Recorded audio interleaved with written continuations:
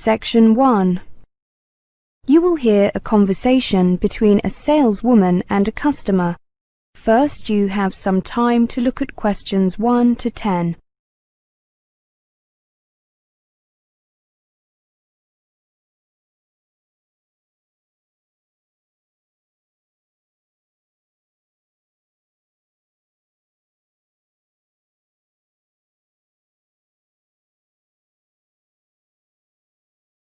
Now listen carefully and answer questions 1 to 10.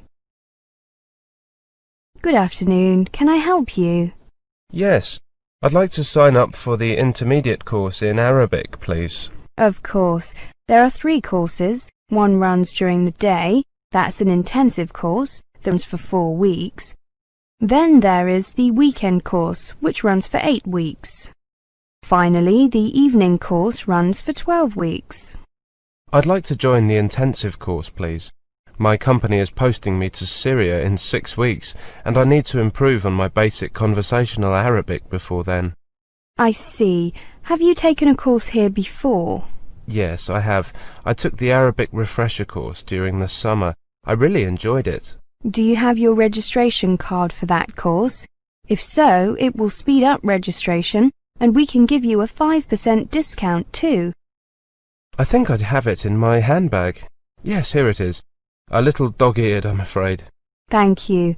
Your name is David I'm sorry, the rest of your name is not clear. Rivers. Rivers. Ah, yes. OK, I have your details on the computer. Actually, my address has changed since I took the previous course. My new address is 38 Temple Way. Thank you. I'll just change that. Can I have your new postcode too, please? Certainly. It's BM9 2EV. My new home telephone number is 698-4537. My mobile number is the same as before. That's 0987 375 633. That's right. It's here that the teacher was very impressed with you. Really? Ahmed was a great teacher. Is he still here? I'm afraid not. He went back to Syria. Since you're going there, I'd love to give you his email address, but I'm afraid it's against company policy. That's okay. I think I have his email address written on the back of the registration card. I have it on my laptop as well somewhere. I'm sure he'd be glad to hear from an ex-student. I'm banking on it. I wouldn't mind having a friend in Syria when I go there. I'm sure he'll be glad to show you around. The course runs Monday to Friday from 10 to 12 and 1 to 3. 9 students have signed up so far. Is that okay? No problem. And the cost? £380 after your discount. Thank you. Here's my credit card. Will the course be held in this building like last time? Yes, it will, in classroom 4. The teacher this time is Mrs. Aziz. Oh, I've met her. She seems well-spoken and friendly. I'm looking forward to her class already. Oh, we've had very positive feedback from students about her classes. May I ask if you have a few minutes to answer a few questions? We're conducting a survey of our clients. It won't take long, I promise. Oh, I'm not in a hurry. Go ahead. The first question is about why you chose to study Arabic. I've got your answer to that one. How did you first hear at our school? Well, I saw a newspaper advertisement. I think it was in the Standard, and then I mentioned it in conversation with a friend who had studied French here, and she said she was very happy with the course. Oh, I see. What was your friend's name? Mary Wright with a W. Wright. Thank you. Do you think you would be interested in taking courses other than in Arabic? I doubt it. I need to speak a little French and German in my line of work, but I speak those languages to an acceptable level. So further improvement is unnecessary. I've always been interested in learning an Oriental language, like Chinese, but I don't really need either, so... What is important to you when selecting a school? Could you put these 5 items in order, please? 1 indicates the most important. Teachers is top of my list for sure. Recommendations from others. Yes, that's next. Teaching materials? No. Location? Then admin staff. I think a good teacher can make use of even quite poor materials, so that would be the least important to me. Any other important points that are not on the list? A welcoming reception area. Group size, perhaps up to 12 students. That's a big attraction for me. It creates a better atmosphere, friendlier, more personal. You know what I mean? Absolutely. Thank you very much for that. Here's a complimentary English-Arabic pocket dictionary with our thanks. That is the end of section 1. You now have half a minute to check your answers.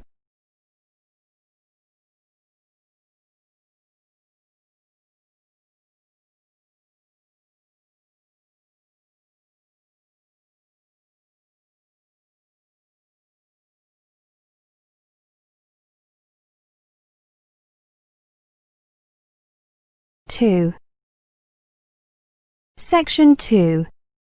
You'll hear a presentation on the conference and meeting facilities. First, you have some time to look at questions 11 to 20.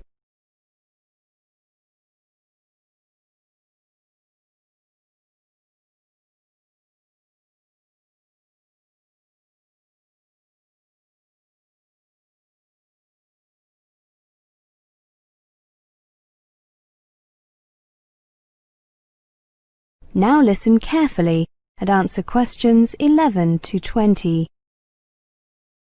Welcome to this short, and you have my word, it will be short, presentation on the conference and meeting facilities available at the Construction Education Centre. The Construction Education Centre is the established focal point for many major activities connected with building materials, construction, architecture and design, and even some activities outside those areas.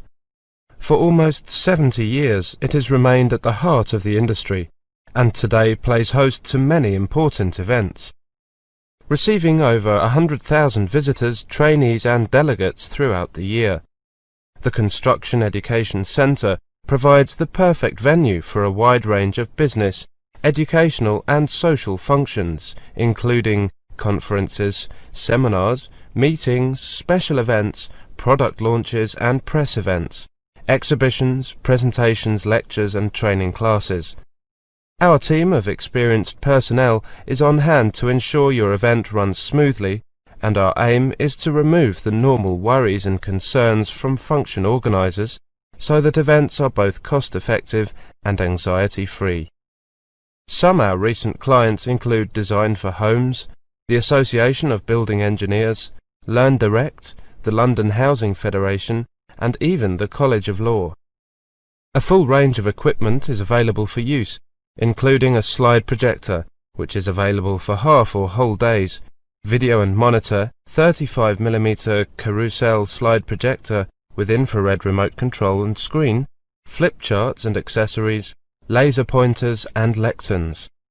Other audiovisual equipment can be provided, as well as access to broadband internet services.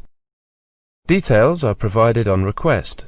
My business card is attached to the brochures you've been given. Allow me to provide you with a brief introduction to our range of rooms. On this slide you can see the main conference room. We call it the London room.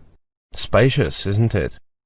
This room has the advantage of central movable panels, making it an ideal venue for seminars of up to 140 people or receptions for up to 200.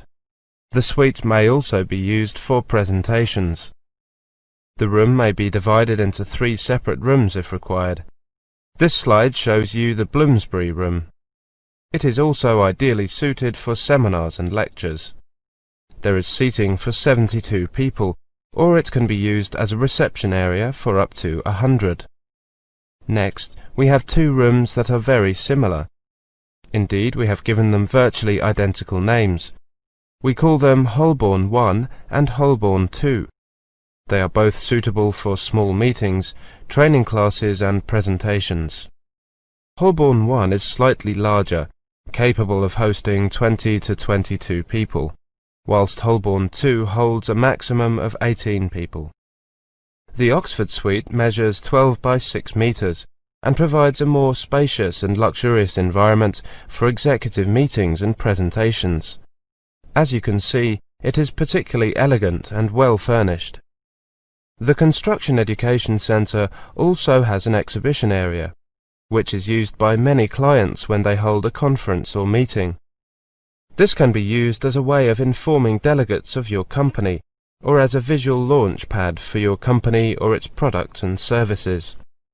Recently we held an exhibition entitled Sustainable London from Friday 9th of March until Saturday the 28th of April. Here are a few slides showing that exhibition. The Sustainable London exhibition presented the challenge, the response and progress towards a sustainable 21st century city. The exhibition featured over 60 different schemes, from private houses to master plans, and showed how local government, architects and engineers are employing technology to reduce environmental impact and address climate change. Here we can see an example of a display of environmentally friendly technology by some of the leading brands in the field. I would also like to show you a few slides showing our educational activities. Here you can see our vocational students assessing construction plans.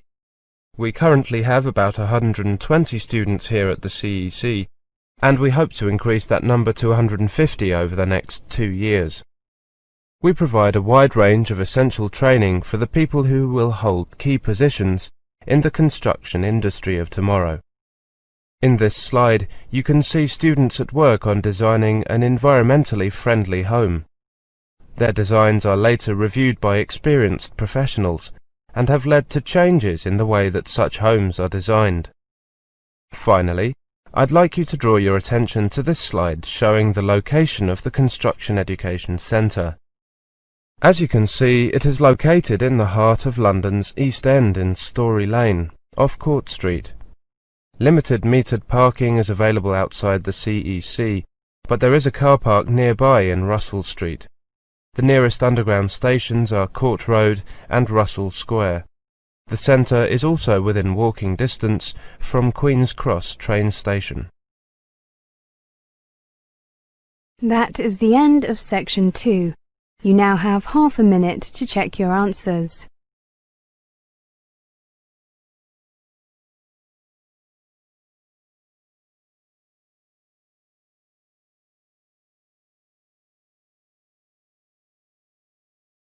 Now turn to section 3. Section 3. You will hear a conversation. First, you have some time to look at questions 21 to 30.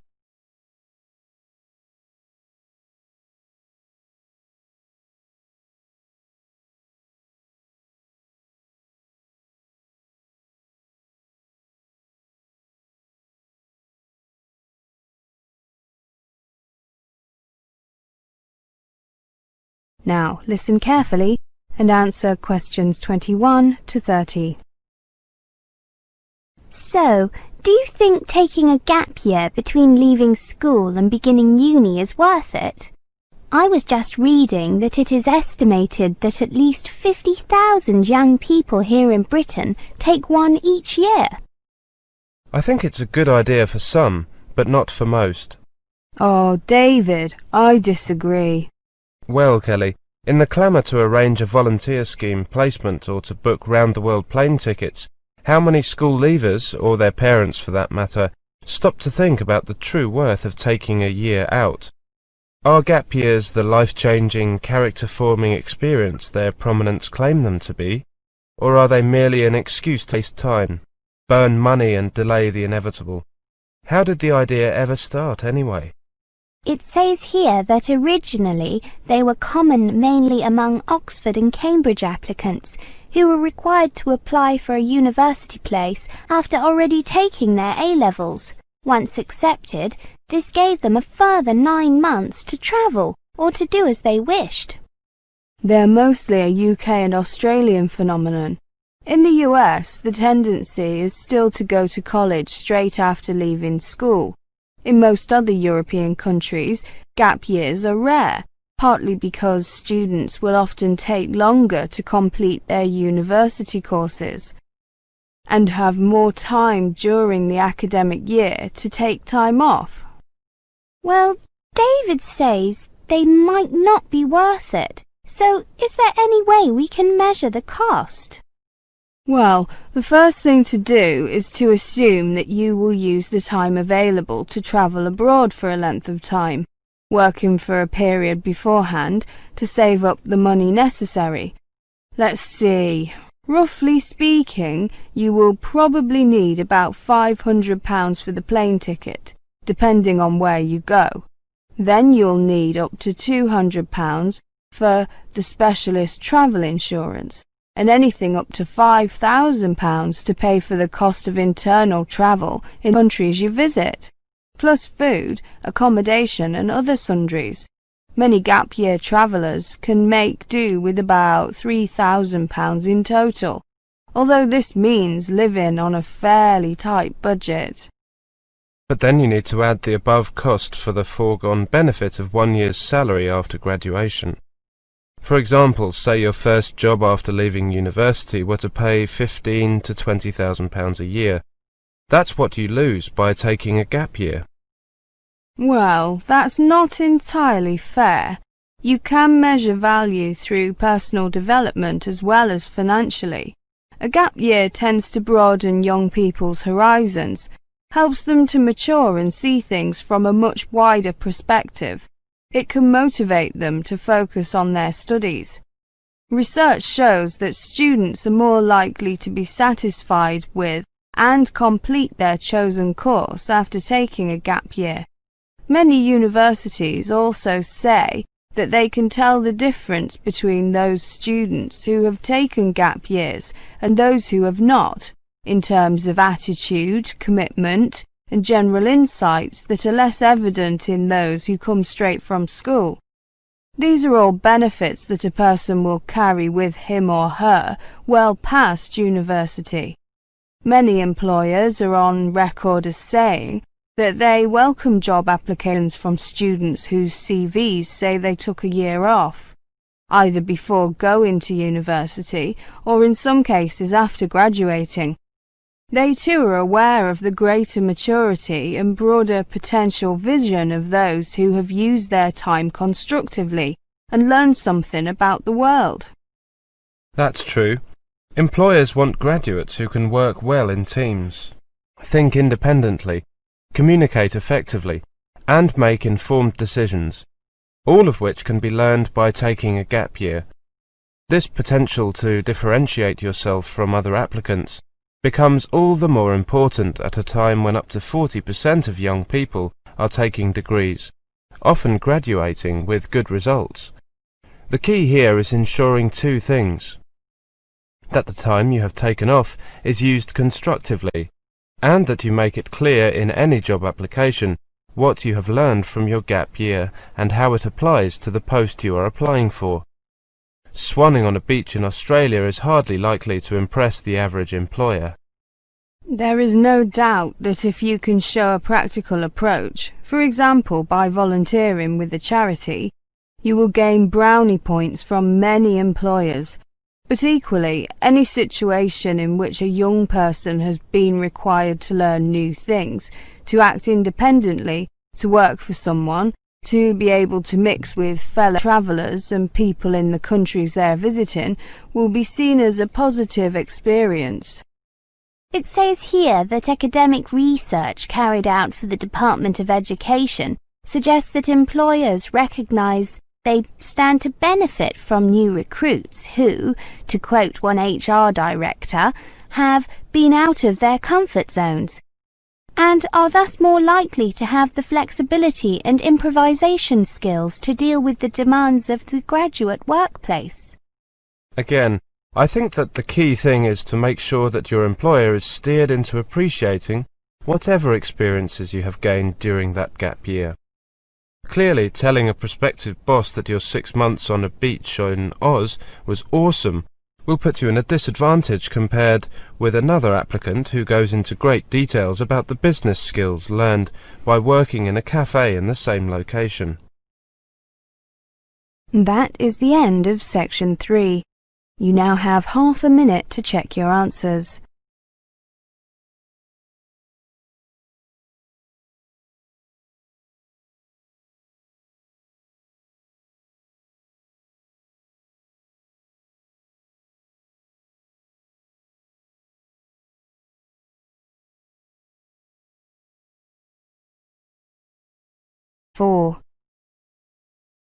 Section 4.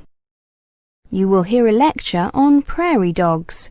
First, you have some time to look at questions 31 to 40.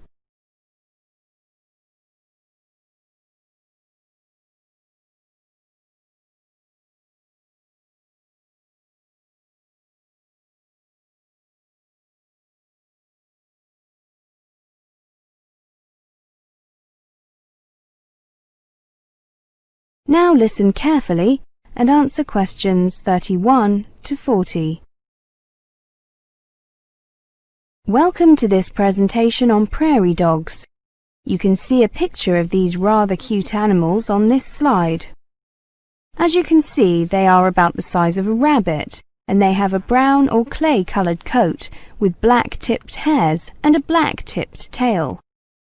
The underside of the prairie dog is a light tan colour. They have short legs and sharp claws to help them dig their homes. Their bodies are 12 to 15 inches long, with a 3 to 4 inch tail, and they weigh 2 to 4 pounds. I've been interested in these animals for a long time and would like to talk about a remarkable discovery. The barks of prairie dogs have distinct individual meanings. Prairie dogs have different words: tall human in yellow shirt, short human in green shirt, coyote, deer, red-tailed hawk, and many other creatures. They can even coin new terms for things they've never seen before, independently coming up with the same calls or words, according to research done over 2 decades by a professor from Arizona University, who can now not only call himself a biology professor, but also a prairie dog linguist. Prairie dogs of the Gunnison species, which were studied intensely, actually speak different dialects in Arizona and in Colorado, but they would probably understand one another, research indicates. So far, this is believed to be, or prairie dogs appear to be demonstrating, the most sophisticated communication system that anyone has shown in animals. Prairie dog chatter is variously described by observers as a series of yips, high-pitched barks, or eeks. And most scientists think prairie dogs simply make sounds that reflect their inner condition. That means all they're saying are things like ouch, or hungry, or eek. But we now know that prairie dogs are communicating detailed information to one another about what animals are showing up in their colonies, and maybe even gossiping. Linguists have set 5 criteria that must be met for something to qualify as a language. It must contain words with abstract meanings, possess syntax in which the order of words is part of their meaning, have the ability to coin new words, be composed of smaller elements, and use words separated in space and time from what they represent. The American researchers focused their efforts on these 5 criteria to see if prairie dogs use a language as defined by human linguists or not.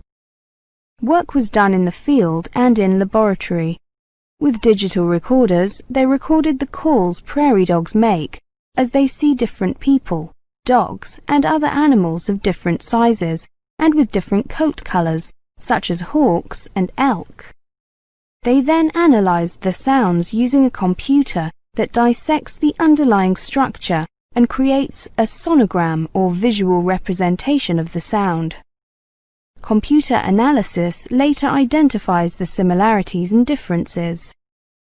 The prairie dogs have calls for various predators, but also for elk, deer, antelope, and cows. It's as if they're trying to inform one another what's out there. So far, the researchers have recorded at least 20 different words. Some of those words or calls were created by the prairie dogs when they saw something for the first time. 4 dogs in the lab were shown a great horned owl and European ferret, 2 animals they had almost certainly not seen before, if only because the owls are mostly nocturnal and this kind of ferret is foreign. The prairie dogs independently came up with the same new calls. In the field, black plywood cutouts showing the silhouette of a coyote, a skunk, and a circular shape were randomly run along a wire through the prairie dog colony. Now there were no black ovals running around out there, and yet they all had the same word for black circle. The researchers believe that prairie dogs are genetically programmed with some vocabulary and the ability to describe things. The researchers then played back a recorded prairie dog alarm call for coyote in a prairie dog colony when no coyote was around. The prairie dogs had the same escape response as they did when the predator was really there. In other words, there's no coyote present, but the prairie dogs hear this recording of prairie dogs barking, "Hey, there's a coyote," and they say, "Oh, coyote, better hide." Computer analysis has been able to break down some prairie dog calls into different components, suggesting the creatures have yet another element of real language. The researchers are quietly confident that they will establish that the prairie dogs will meet the 5 criteria set by linguists.